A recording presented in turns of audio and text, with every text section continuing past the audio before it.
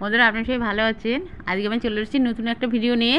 দেখুন আপনারা তো মোগলাই সবাই খেয়েছেন, বিভিন্ন ধরনের মোগলাই। তো আমি আজকে বানাবো আলু দিয়ে আর ডিম দিয়ে মোগলাই বানাবো। তার জন্য আমি এখানে 2 বাটি বেসন ময়দা নিয়ে নিয়েছি। আর এখানে আমি এবার দিয়ে দিচ্ছি লবণ, একটু চিনি দিয়ে দিচ্ছি। এই যে চিনি দিয়ে দিচ্ছি। আর এবার দেবো জনগুলোকে দিয়ে দিচ্ছি। এখানে কিছুটা জন দিয়ে দিচ্ছি। যাদের ভাজা খেলে গ্যাস অম্বল হয় তারা এটা খেলে আর গ্যাস অম্বল হবে না। জনটা দেবো থাকলে এর ভিতরে, আর গ্যাসের ওষুধও খাওয়া লাগবে না, তারা ভাজাটা নিশ্চিন্তে খেতে পারে। আর এখানে দিচ্ছি পরিমাণ মতন তেল ময়ান দেওয়ার জন্যই, তাহলে খাসটা হয় খুব সুন্দর মচমচি, খুব খেতে খুব সুন্দর লাগে। আর এমন শক্ত হয় না যে টেনে ছেড়া যায় না, সেটা না। ওই জন্য ময়ানটা খুব সুন্দর করে দিয়ে নিতে হবে। দেখুন ময়ানটা খুব সুন্দর করে দেওয়া হয়ে গেছে। এ দেখুন হাতের দলা হয়ে যাচ্ছে, দেখুন মুঠি করলে মুঠির মধ্যে চলে আসছে। এবার আমি জল দিয়ে অল্প, খুব বেশি জল লাগবে না, অল্প অল্প করে জল দিয়ে তারপরে আমি এটাকেই সুন্দর করে মেখে নেব। দেখুন মধ্যে সুন্দর করে মেখে নিচ্ছি অল্প অল্প জল দিয়ে। খুব বেশি জল লাগবে না, আর সামান্য একটু লাগতে পারে আর নাও লাগতে পারে,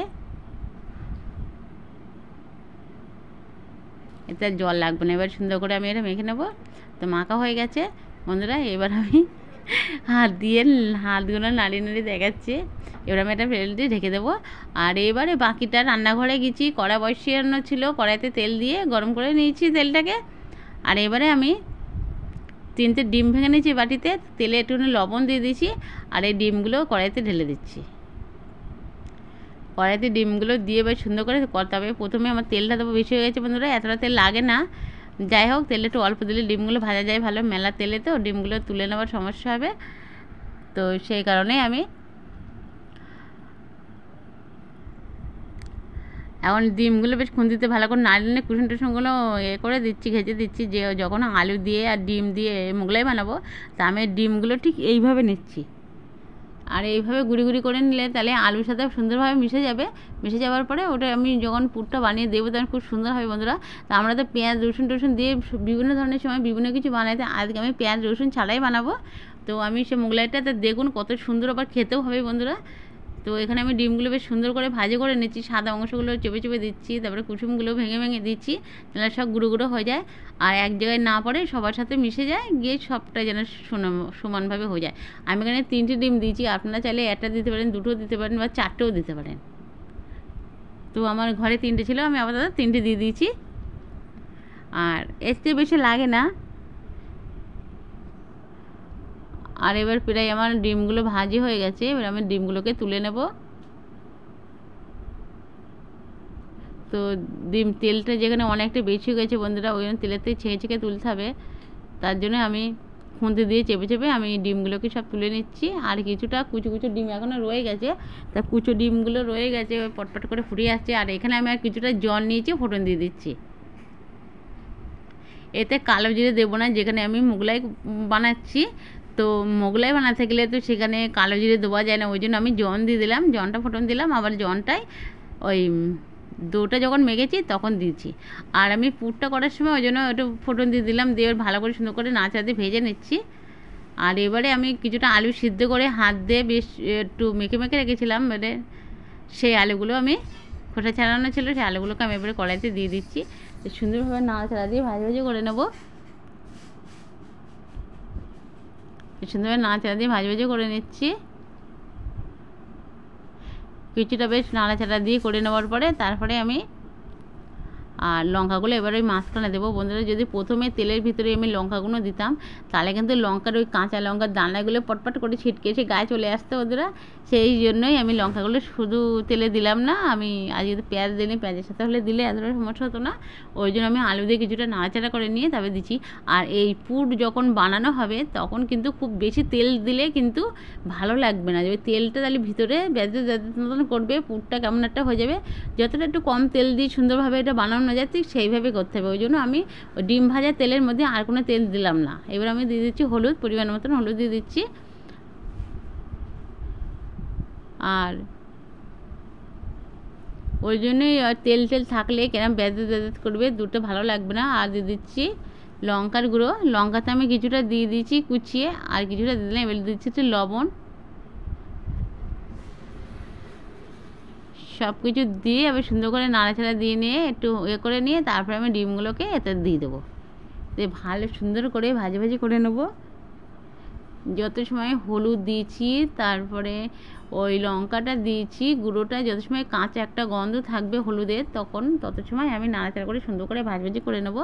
আর আলুর গায়ে একটু জল জল থাকে, সেগুলো যত সময় শুকিয়ে না যাচ্ছে সুন্দর করে নিয়ে তারপরে আমি নামিয়ে নেবো। আর ডিমটা আমি ভেজে তুলে গেছি, ডিমটা একটু তেল তেল আছে, ওই জন্য আমি তেল দিইনি বন্ধুরা। ওই ডিমটা দেওয়ার পরে যে ওই বাকি তেল রঙগুলো ওর সাথে তো ঝরে পড়বে। ওই যত একটু তেল দিতে কম দিলে তত ভালো লাগে। ভিতরে যদি তেল এক গাদা বেশি থাকে তখন ভালো লাগে না খেতে, তো সেই কারণেই। আর আমি কিন্তু যতটাই এটা বানিয়ে নিচ্ছি পুরটা, এগুলো কিন্তু সব লাগবে। আমি বেশ 10টা না 11টা না 12টা বানিয়েছি, তো তার জন্য আমি এইগুলো আমার মোগলাইতে সবগুলো লেগে যাবে। আর এখানে দেখুন মশলা নিয়ে নিয়েছি, গরম মশলা নিয়ে নিয়েছি, ধনে গুঁড়ো নিয়ে নিয়েছি, আর নিয়েছি জিরার গুঁড়ো। আর আমি আরেকটা মশলা নিয়ে নিচ্ছি, এই ম্যাগি মশলাটা। এটা খুব স্বাদের টেস্টি, খুব এই মশলাটা দিলে খেতে আরও বেশি ভালো লাগে বন্ধুরা। তাই দেখুন এই মশলাটা এর সাথে দিয়ে দেবো। আপনারা চাইলে দিতেও পারেন, না দিতে পারেন। আর অবশ্যই যদি ঘরে ম্যাগি মশলা থাকে সেটাও দিতে পারেন, তাহলে ভালো লাগে।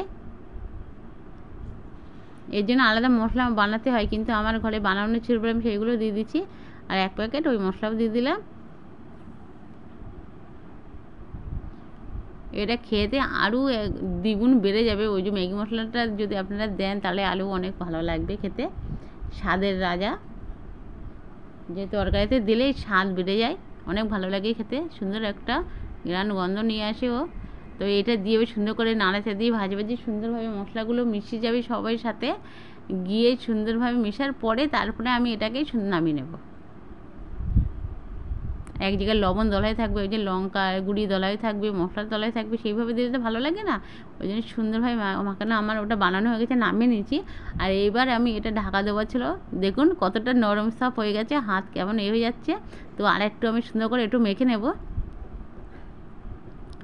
আর একটু সুন্দর করে মেখে নেওয়ার পরে তো আমি এই লেচিগুলো কেটে নেব। এই লেচিগুলো একটু বড় বড় করে কাটতে হবে। তো বন্ধুরা দেখুন কারেন্টটা চলে গেছে, আর লেচি আমার কাটা হয়ে গেছে অলরেডি একটা, সবগুলোই কাটা গেছে বন্ধুরা। দেখুন লেচিগুলো আমার। তো এখানে দেখাচ্ছি, এবারে আমি এর ভিতরে করে বেলে নেব। তো বন্ধুরা দেখুন আমি এখানে এবারে লেচিগুলো কেটে নিয়েছি। কেটে নেওয়ার পরে এবার আমি এখানে বেলে নেব। তো তার জন্য আমি এখানে একটা বেলার জন্য একটা পাত্র নিয়ে নিয়েছি। আমি চাকিতে বেলতে পারি না ভালো, কারণ ঘটকাট আওয়াজ হয়, তো আমি এর মধ্যে করে সুন্দর করে বেলে নেই। তো আমি বেলে নিচ্ছি। এটা মোগলাই বানানোর জন্য আমি হালকা একটু ময়দা দিয়ে দিচ্ছি, দিয়ে বেলে নিচ্ছি অল্প একটু, যেন আটাটা উপরে না থাকে, বোঝা যাবে না। দিয়ে পরিমাণ মানে খুব বড় না খুব ছোটো না, এমনভাবে বেলে নিতে হবে। আর খুব একটা হালকাও করে নিচ্ছি না, আবার খুব একটা মোটা করেও নিচ্ছি না, এইভাবে বেলে নিচ্ছি। নিয়ে এই যে আমার বেলে নেওয়া হয়ে গেছে। এই দেখুন বেশ একটু হালকা করি, আবার কিন্তু হাতে ধরে উল্টেও কিন্তু আপনাদের দেখালাম বন্ধুরা কত সুন্দর পাতলা করে বেলে নিয়েছি। কিন্তু মোটা করে বেলে নিলে কিন্তু আবার এর গাটার ভিতর কাঁচা থাকতে পারে, থাকতে পারে, ওই সেই কারণে আমি কিন্তু অনেক হালকা পাতলা করে বেলে নিয়েছি। দেখুন এখনও বেলে নিচ্ছি সুন্দর করে। আর এবারে আমি এর মধ্যে পুরগুলোকে দিয়ে দেবো, এর মাঝখান সাইজে দিয়ে দেবো। একটু বেশি করে ভর্তি ভর্তি পুর থাকবে।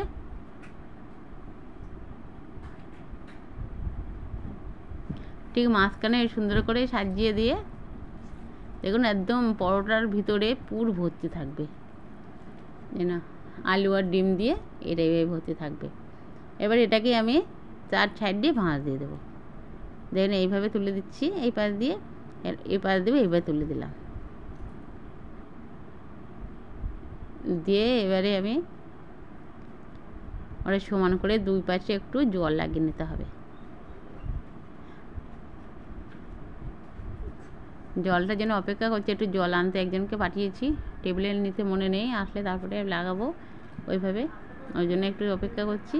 এবারে ওর সাইডে একটু জল লাগিয়ে দিতে হবে, দিয়ে এইভাবে মুড়িয়ে তুলে দিতে হবে।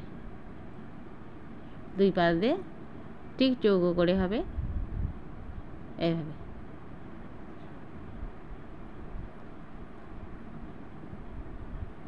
ওই সুন্দর করে এইভাবে দিতে হবে। দেখুন একদম চৌকো একটা সুন্দর হয়ে গেছে।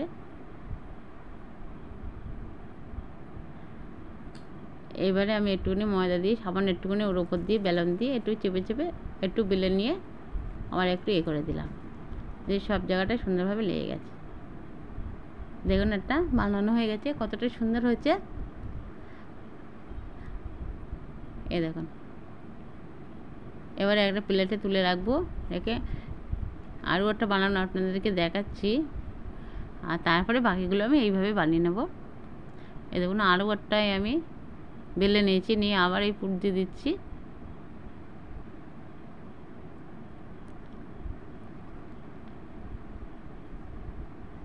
এইভাবে দিয়ে দিয়ে দেখুন সেই অনেকটা করেই কিন্তু দিয়ে দিয়েছি, দিয়ে এও আবার এই পাশ দিয়ে এইভাবে তুলে নিচ্ছি, অনেকটাও তুলে নিচ্ছি। দেখুন আমি কিন্তু অনেক পাতলা করে বেলে নিয়েছি, যাতে কোথাও একটু কাঁচা না থাকে, সুন্দরভাবে যেন ভাজাটা হয়ে যায়, সেই জন্যই আমি অনেক পাতলা করে সুন্দর করে বেলে নিচ্ছি। এত পাতলা আপনারা বেলতে পারবেন কি না জানি না, একটু মোটা থাকলেও সমস্যা নেই।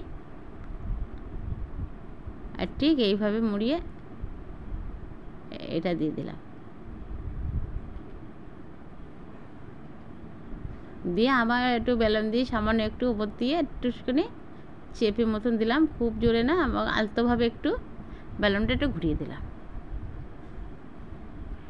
দিয়ে ওই জায়গাটা একটু ফাঁকা ছিল, ওই জায়গাটা একটু ময়দা দিয়ে দিলাম। দেখুন আবার একটা বেলা হয়ে গেছে, একদম চৌকো করে সুন্দর হয়েছে। তো এইভাবে আমি বাকিগুলো সব বানিয়ে নেব। আর দেখুন বন্ধুরা, বাকিগুলো সব বানানো হয়ে গেছে আমার।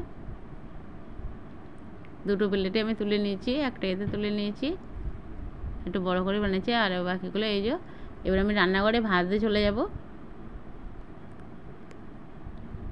রান্নাঘরে কড়াইতে তেল দিয়ে দিয়েছি, কড়াইটা অনেকটা গরমও হয়ে গেছে তেলটা।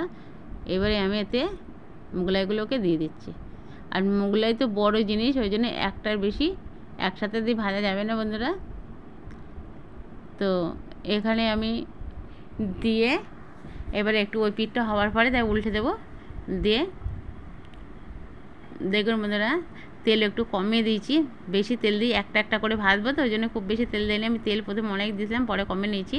তারপরে আমি আলু কটা ভেজেছি, মাঝে কারেন্ট চলে গেছিলো, ওই জন্য ফোনে ডিস্টার্ব দিচ্ছিলো, সব কিছু আপনাদের দেখাইনি মাঝে। তার মধ্যে আমি 2-3টে ভাজা হয়ে গেছে, এই দেখুন। আর একটা ভেজেছি, কারেন্টের জন্য দেখাতে পারিনি, অন্ধকার ছিল রান্নাঘরে। তো কারেন্ট আবার একটু এসেছে, তাই বন্ধুরা এই আপনাদের আবার দেখাচ্ছি। তো শুধু কারেন্ট যাচ্ছে আসছে, ওই তেলটা আমি মাঝে একটু কমে নিয়েছি, তেলটা খুব বেশি হয়ে গেছিলো। তো আর এতে একটা করে তো ছাড়া ভাজা যাচ্ছে না, ওই কারণে সুন্দর করে উল্টে নিয়ে নিই। আর দেখুন বন্ধুরা কতটা সুন্দর হয়েছে ভাজাগুলো। তো এইভাবে আমি বাকিগুলো সব বানিয়ে নেবো। দুটো আপনাদের ভাজে দেখালাম, আবার এই কারেন্ট চলে যাবে, যাচ্ছে আসছে, এইভাবে হচ্ছে, ওই জন্য অনেকটাই সমস্যা হচ্ছে অন্ধকারের ভিতরে। চার্জার লাইট আছে, কিন্তু ততটা যেন আমার যখন কারেন্ট চলে যাওয়ার পরে যেন বোঝাই যাচ্ছে না যে চার্জার লাইটটা আছে বা চার্জার লাইটটা জ্বলছে, এটা বোঝা যাচ্ছে না। সেই কারণে